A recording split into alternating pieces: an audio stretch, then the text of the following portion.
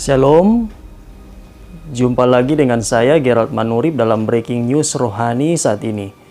Dan kali ini kita akan mempelajari perumpamaan Yesus tentang anak yang hilang. Tapi sebelumnya saya ajak kita berdoa. Bapa di sorga, saat ini kembali kami akan mempelajari dan merenungkan akan firman Tuhan lewat kitab suci ini. Kami memohon Roh Kudus-Mu menuntun kami. Di dalam nama Yesus Kristus hamba berdoa. Amin. Perumpamaan Yesus tentang anak yang hilang dapat kita temukan dalam Injil Lukas pasal 15 ayat 11 hingga ayatnya yang ke-32. Baik, kita lebih jauh mempelajari perumpamaan ini, kembali saya hendak memberikan sedikit latar belakang dari perumpamaan ini. Perumpamaan ini berada dalam Injil Lukas pasal 15 bersama dengan dua perumpamaan lainnya, yaitu domba yang hilang dan dirham yang hilang.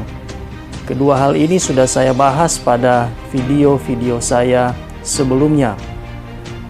Melihat dari konteksnya menunjukkan bahwa saat itu Yesus sedang menjawab tuduhan para ahli Taurat dan orang Farisi terhadap Dia, bahwa Yesus menyambut orang berdosa dan makan bersama dengan mereka. Saudara, seperti yang sudah dijelaskan pada saat itu, para pemungut pajak dikelompokkan dengan istilah atau julukan merendahkan yang lebih umum, yaitu orang berdosa. Adalah kelompok yang dibenci pada zaman Yesus karena mereka bekerja sama dengan orang Romawi untuk mengambil dana pajak dari masyarakat. Pekerjaan mereka dianggap sebagai pekerjaan yang hina, di mana tidak ada orang Yahudi yang mau berpartisipasi dalam pekerjaan seperti ini. Sebaliknya, orang Farisi dan ahli Taurat adalah kelompok yang dihormati pada zaman Yesus. Tiga perumpamaan dalam pasal Lukas pasal 15 ini memiliki beberapa karakteristik yang sama yang menunjukkan poin penting yang Yesus hendak ajarkan. Sedikit gambaran persamaan dan perbedaan dari ketiga perumpamaan ini. Kalau saudara perhatikan persamaan dan perbedaan ketiga perumpamaan ini, domba yang hilang, dirham yang hilang, anak yang hilang. Domba yang hilang, hilang di luar kandang, tahu hilang tapi tidak tahu jalan pulang, dan dicari dengan sabar. Sedangkan dirham yang hilang, hilang di dalam rumah, tidak tahu hilang, dan tidak tahu jalan pulang, dicari dengan sabar. Sedangkan anak yang hilang, hilang di luar rumah, tahu hilang, dan tahu jalan pulang, dan ditunggu dengan sabar. Di setiap cerita ada sesuatu yang berharga dan hilang, dan dalam dua kasus pertama dalam perumpamaan tadi, terlihat adanya suatu pencarian yang rajin dan teliti dilakukan, dengan kata lain adanya proses. Terlihat bahwa semuanya terlibat dalam memulihkan apa yang hilang itu. Dan dalam setiap cerita ada kesan yang berhubungan dengan hal pertobatan. Lebih khusus dalam kasus cerita anak yang hilang, sebuah pertunjukan yang jelas tentang pertobatan saat sang putra bungsu itu pulang. Saudara, jika kita perhatikan pada setiap perumpamaan dengan kasus yang berbeda ini, ketika yang hilang itu ditemukan, ada kegembiraan yang besar ditandai dengan berkumpulnya teman atau tetangga untuk merayakannya. Cerita terakhir tentang anak yang hilang ini memiliki keunikan tersendiri dibanding dengan dua perumpamaan sebelumnya. Ceritanya agak meluas karena adanya nada sumbang dari seseorang yang tidak menyukai perayaan sukacita, dan dia itu adalah sang kakak laki-laki dari anak yang hilang itu. Di akhir dari perumpamaan ini tidak pernah terlihat apakah kakak laki-laki itu bergabung dalam perayaan sukacita itu atau tidak. Dan hal ini sebenarnya menjadi daya tarik tersendiri bagi para ahli Taurat dan orang-orang Farisi untuk mengubah cara pandang mereka. Baik, mari kita lihat lebih jauh akan perumpamaan ini. Lukas pasal 15 ayat 11 dan seterusnya. Kita akan coba lihat satu persatu ayat-ayat tersebut. Kita mulai pada ayatnya yang ke-11. Lukas pasal 15. Yesus berkata lagi, ada seorang mempunyai 2 anak laki-laki. Kata yang bungsu kepada ayahnya, "Bapa, berikanlah kepadaku bagian harta milik kita yang menjadi hakku." Lalu ayahnya membagi-bagikan harta kekayaan itu di antara mereka. Beberapa hari kemudian anak bungsu itu menjual seluruh bagiannya itu lalu pergi ke negeri yang jauh. Di sana ia memboroskan harta miliknya itu dengan hidup berfoya-foya. Saudara, anak yang bungsu telah merasa penat terhadap kekangan-kekangan dalam rumah bapaknya. Ia merasa kebebasannya dibatasi. Kasih dan pengasuhan bapaknya baginya disalahpahami dan ia memutuskan untuk mengikuti dorongan hatinya sendiri. Anak muda ini tidak mengakui sesuatu tanggung jawab kepada bapaknya, tidak menyatakan syukur, namun ia menuntut kesempatan istimewa seorang anak dalam memperoleh harta ayahnya. Saudara, warisan yang akan jatuh kepadanya nanti pada waktu kematian ayahnya telah diinginkannya untuk diperolehnya sekarang. Ia cenderung kepada kesukaan masa kini dan tidak mempedulikan masa depannya. Setelah memperoleh bagiannya, ia pergi ke negeri yang jauh dari rumah bapaknya. Dengan uang yang limpah dan kebebasan untuk melakukan apa yang dikehendakinya, ia menyenangkan dirinya dengan mengatakan, keinginan hatinya telah dicapai. Tidak ada seorang pun yang melarang dia. Pergaulan yang jahat telah menjerumuskan dia ke dalam dosa, dan ia menghabiskan harta miliknya dengan hidup berfoya-foya. Dalam perumpamaan ini, Yesus sedang menggambarkan tentang orang-orang yang berbuat seolah-olah mereka penuh hikmat, tetapi sebenarnya mereka telah menjadi orang-orang bodoh. Kekayaan yang telah dituntutnya dari ayahnya demi kepentingan diri sendiri diboroskan dengan hal-hal yang sifatnya duniawi dan kesenangan sementara. Kekayaan di masa mudanya disia-siakan. Tahun-tahun awal yang sangat berharga, kecakapan pikiran, pandangan yang cemerlang dari masa mudanya, cita-cita rohaninya, semuanya dihanguskan oleh bara api hawa nafsunya. Kita datang pada ayatnya yang ke-14. Setelah dihabiskannya semuanya, timbullah bencana kelaparan di dalam negeri itu, dan ia pun mulai melarat. Lalu ia pergi dan bekerja pada seorang majikan di negeri itu. Orang itu menyuruhnya ke ladang untuk menjaga babinya. Lalu ia ingin mengisi perutnya dengan ampas yang menjadi makanan babi itu. Tetapi tidak seorang pun yang memberikannya kepadanya. Masa kelaparan yang besar terjadi. Anak yang hilang ini mulai ditimpa kekurangan. Kemudian ia menghambakan dirinya ke seorang penduduk negeri yang mengirimkan dia ke ladang untuk memberi makan babi-babinya. Bagi orang Yahudi saat itu, pekerjaan seperti ini adalah pekerjaan yang amat hina dan rendah. Pemuda yang tadinya sombong dengan hartanya ini sekarang dalam perbudakan yang hina. Ia dijerat oleh tali dosanya sendiri. Di masa kesusahannya yang paling ambruk itulah, ia mulai terbayang kegemerlapan yang telah menggodanya sekarang telah lenyap. Ia merasakan beban rantainya sendiri. Sambil duduk di negeri yang sunyi dan sepi itu, yang sedang dilanda dengan bencana kelaparan, tanpa sahabat kecuali binatang piaraan, yaitu babi. ia terpaksa mengisi perutnya dengan sisa makanan binatang tersebut.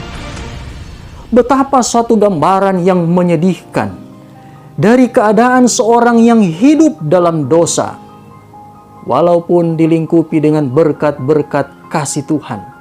Tidak ada sesuatu yang begitu dikehendaki oleh seorang yang berdosa, kecuali perpisahan dari Allah, karena pemanjaan terhadap cinta diri serta kepelesiran dosa. Sebagai seorang anak yang tidak tahu berterima kasih, ia telah menuntut perkara-perkara yang baik dari Allah sebagai haknya. Tetapi kemudian dia telah menggunakan berkat-berkat itu dengan cara yang salah. Ciri khas orang yang hidup dalam dosa adalah mencari kebahagiaan, tetapi melupakan Allah. Setiap orang yang berusaha hidup memisahkan diri dari Allah, berarti sedang menyia-nyiakan berkat-Nya.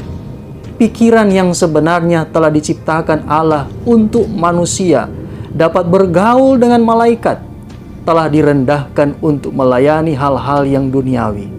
Inilah akhir yang dituju oleh sifat mementingkan diri sendiri. Kasih Allah tetap merindukan orang yang telah memilih untuk berpisah dari Dia, dan Ia menggerakkan pengaruh-pengaruh untuk mengembalikan dia ke rumah Bapa. Anak yang hilang itu menyadari keadaannya. Kuasa penipuan dari setan telah dipatahkan. Ia melihat bahwa penderitaannya itu adalah akibat dari kebodohannya sendiri. Anak itu memutuskan untuk mengakui kesalahannya, dan ia akan kembali kepada bapaknya. Ada ayatnya yang ke-17, Lukas pasal 15. Lalu ia menyadari keadaannya, katanya, betapa banyaknya orang upahan Bapakku yang berlimpah-limpah makanannya, tetapi aku di sini mati kelaparan. Aku akan bangkit dan pergi kepada Bapakku. Keadaan yang penuh derita, anak yang terhilang, menaruh pengharapan dalam keyakinan akan kasih Bapaknya.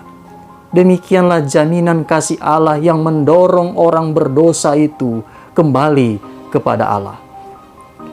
Alkitab menyatakan di dalam Roma pasal 2 ayat 4, maukah engkau menganggap sepi kekayaan kemurahannya, kesabarannya, dan kelapangan hatinya?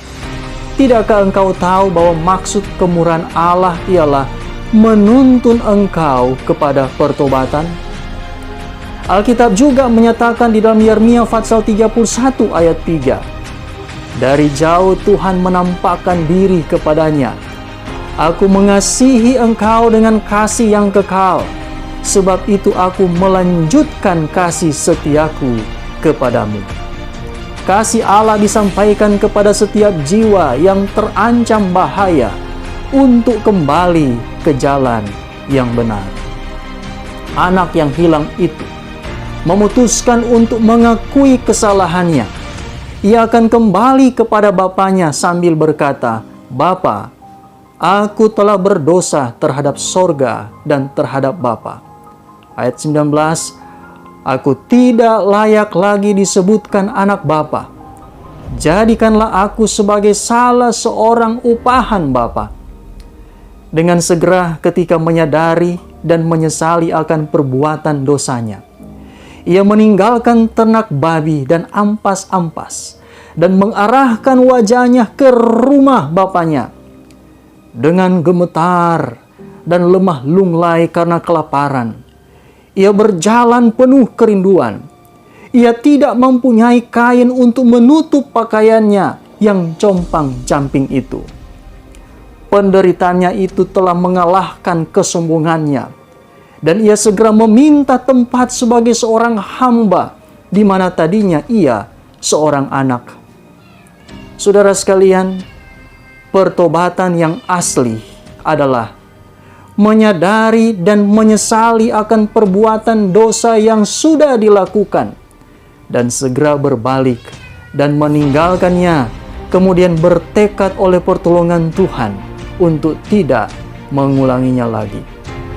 Ayat 20, Maka bangkitlah ia dan pergi kepada bapaknya. Ketika ia masih jauh, ayahnya telah melihatnya. Lalu tergeraklah hatinya oleh belas kasihan. Ayahnya itu berlari mendapatkan dia, lalu merangkul dan mencium dia. Jadi, sementara anak yang hilang itu dalam perjalanan kembali, tanpa disadarinya, ada seorang yang sedang memperhatikan kepulangannya, dan orang itu adalah bapaknya sendiri. Ketika ia masih jauh, ayahnya telah melihat bayangannya. Saudara, kasih dapat melihat walaupun jarak yang jauh.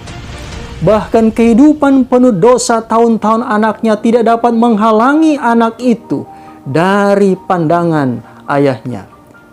Sang bapa kemudian berlari mendapatkan dia, lalu merangkul dan mencium dia, lama dan lemah lembut. Sang ayah tidak akan membiarkan orang merendahkan dan mengejek kesengsaraan anaknya itu.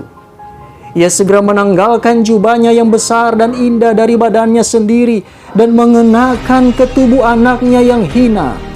Sambil terisak-isak, anak yang hilang yang telah kembali itu berkata, "Bapa, aku telah berdosa terhadap surga dan terhadap Bapa. Aku tidak layak lagi disebutkan anak Bapa." Sang ayah merangkul anaknya itu ke sisinya dan membawanya pulang. Bagi bapa tidak ada tempat baginya anaknya itu untuk menjadi hamba. Ia adalah anak yang akan dihormati dengan segala sesuatu yang dapat diberikan oleh seisi rumah itu. Akan dihormati dan dilayani oleh hamba lelaki dan perempuan. Ayat 22 dan seterusnya, tetapi ayah itu berkata kepada hamba-hambanya, "Lekaslah bawa kemari jubah yang terbaik, pakaikanlah itu kepadanya, dan kenakanlah cincin pada jarinya, dan sepatu pada kakinya. Dan ambillah anak lembu tambun itu, sembelihlah dia, dan marilah kita makan dan bersukacita. Sebab anakku ini telah mati dan menjadi hidup kembali. Ia telah hilang dan didapat kembali, maka mulailah mereka bersukaria." Di masa remajanya, anak itu penuh kegelisahan. Anak itu memandang kepada bapaknya sebagai orang yang keras dan kejam. Tetapi sekarang ia sadar betapa beda bapaknya itu. Saudara, orang yang telah ditipu oleh setan menganggap Allah itu kejam dan tegas. Hukum Allah dianggap sebagai suatu pembatasan terhadap kebahagiaan dan kebebasan manusia. Suatu kuk yang berat yang ingin mereka hindari. Tetapi bagi setiap orang yang mata rohaninya telah dibuka oleh kasih Kristus, akan memandang kepada Allah sebagai Allah Bapa yang penuh kasih karunia. Orang berdosa itu akan senada dengan apa yang pemazmur pernah tuliskan. Dalam Mazmur 103 ayat 13, "Seperti Bapa sayang kepada anak-anaknya, demikian Tuhan sayang kepada orang-orang yang takut akan Dia." Dalam perumpamaan ini, jelas terlihat tidak ada tuduhan, tidak ada ejekan kepada anak yang hilang dan yang telah kembali itu. Anak itu merasa ada jaminan bahwa masa lalunya telah diampuni dan dilupakan, dihapuskan untuk selama-lamanya. Seperti yang dituliskan oleh firman Tuhan di dalam Yesaya 44 ayat 22, "Aku telah menghapus segala dosa pemberontakanmu, seperti kabut diterbangkan angin, dan segala dosamu seperti awan yang tertiup. Kembalilah kepadaku, sebab aku telah menebus engkau."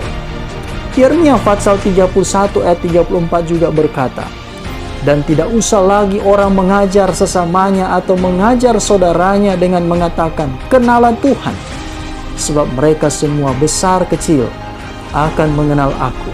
Demikianlah firman Tuhan, sebab aku akan mengampuni kesalahan mereka dan tidak lagi mengingat dosa mereka." Karena itu firman Tuhan di dalam Yesaya pasal 55 ayat 7, Baiklah orang fasik meninggalkan jalannya, dan orang jahat meninggalkan rancangannya. Baiklah ia kembali kepada Tuhan, maka Dia akan mengasihaninya, dan kepada Allah kita, sebab Ia memberi pengampunan dengan limpahnya. Sungguh satu jaminan, yakni dari hal kerelaan Allah untuk menerima orang berdosa yang bertobat. Saudara, jangan dengar saran musuh yang menganjurkan supaya tinggal jauh dari Kristus sampai engkau telah menjadikan dirimu sendiri lebih baik, sampai engkau cukup baik untuk datang kepada Allah. Jika engkau tunggu sampai saat itu, engkau tidak akan pernah kembali.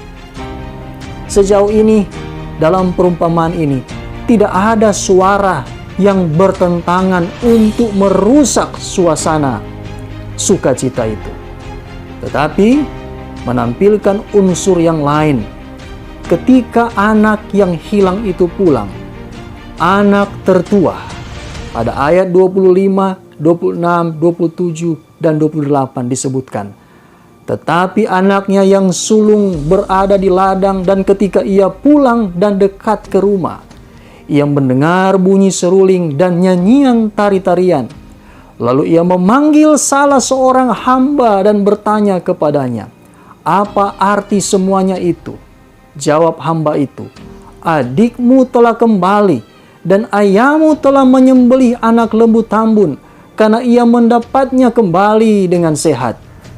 Maka marahlah anak sulung itu, dan ia tidak mau masuk. Lalu ayahnya keluar dan berbicara dengan dia. Di sini tergambar bagaimana anak yang sulung ini tidak merasakan apa yang selama ini dirasakan oleh ayahnya, yang sudah lama menanti anaknya yang bungsu itu akan kembali. Ia tidak turut merasakan kegembiraan ayahnya. Sebaliknya ia bertanya kepada hambanya apa alasan sehingga pesta itu dibuat. Jawaban dari hamba itu telah membuat anak yang sulung itu cemburu. Dia tidak mau masuk untuk menyambut saudaranya. Ia merasa sambutan terhadap saudaranya sebagai penghinaan baginya. Sang ayah kemudian keluar menemui anak sulungnya itu dan menerangkan kepadanya. Tetapi mari kita lihat respons dari anak yang tua itu. Ayat 29. Tetapi ia menjawab ayahnya, katanya, "Telah bertahun-tahun aku melayani Bapa, dan belum pernah aku melanggar perintah Bapa. Tetapi kepadaku belum pernah Bapa memberikan seekor anak kambing untuk bersuka cita dengan sahabat-sahabatku." Ayat 30. Tetapi baru saja datang anak bapa yang telah memboroskan harta kekayaan bapa bersama-sama dengan pelacur-pelacur. Maka bapa menyembelih anak lembu tambun itu untuk dia. Saudara, mari kita lihat selanjutnya bagaimana sikap dari ayah itu. Tetapi ayah ini tetap memperlakukan anak sulungnya ini dengan lembut dan berkata, ayat 31 dan 32. Kata ayahnya kepadanya, "Anakku, engkau selalu bersama-sama dengan aku, dan segala kepunyaanku adalah kepunyaanmu. Kita patut bersuka cita dan bergembira, karena adikmu telah mati dan menjadi hidup kembali. Ia telah hilang dan didapat kembali." Segala sesuatu yang dapat dilakukan untuk kebahagiaan anak-anaknya diberikannya dengan rela. Dan sebagai anak, sudah selayaknya untuk tidak perlu bertanya tentang pemberian atau pahala itu. Yang diperlukan adalah percaya akan kasih Bapa dan menerima pemberian yang dianugerahkan dengan cuma-cuma itu. Seorang anak untuk satu ketika telah memutuskan dirinya dari ikatan keluarga, tidak melihat kasih bapaknya. Tetapi sekarang dia telah kembali dengan perasaan gembira, telah menyapu semua gangguan pikiran. Sang ayah berkata, "Adikmu telah mati dan menjadi hidup kembali. Ia telah hilang dan ditemukan kembali." Akhir dari perumpamaan ini Kristus tidak mengatakan apa-apa, karena akhir dari perumpamaan ini kesimpulannya terserah kepada para pendengarnya untuk menentukan bagaimana seharusnya kesudahannya. Anak yang sulung dalam perumpamaan ini adalah gambaran dari orang-orang Yahudi di zaman Yesus yang tidak bertobat, tetapi juga merupakan gambaran bagi semua orang di setiap zaman yang gampang memandang rendah orang lain, yang gampang merasa diri benar, merasa sebagai orang benar di dalam rumah ibadah saja, melayani tanpa kasih, mudah tersinggung, gampang cemburu, dan lebih mementingkan diri sendiri. Aplikasi dari pelajaran ini, saudara sekalian, bahwa Allah itu adalah Allah yang kasih adanya. Dan kasih-Nya itu tak terbatas, diberikan sebagai anugerah untuk semua orang, bagaimanapun kondisinya. Tetapi, apakah manusia mau menyambut kasih Allah itu dengan cara mengasihi Allah juga dan mengasihi sesama manusia? Kiranya Tuhan menolong kita. Mari kita berdoa. Bapa di sorga, terima kasih untuk kesempatan yang baik ini. Kembali kami boleh mempelajari suatu pelajaran yang sangat penting untuk kami mengerti. Tuhan, tolonglah kami agar supaya kami mampu menghidupkan pelajaran yang penting ini. Di dalam nama Yesus Kristus, hamba berdoa. Amin. Terima kasih. Shalom, sampai jumpa pada pelajaran saya yang lain.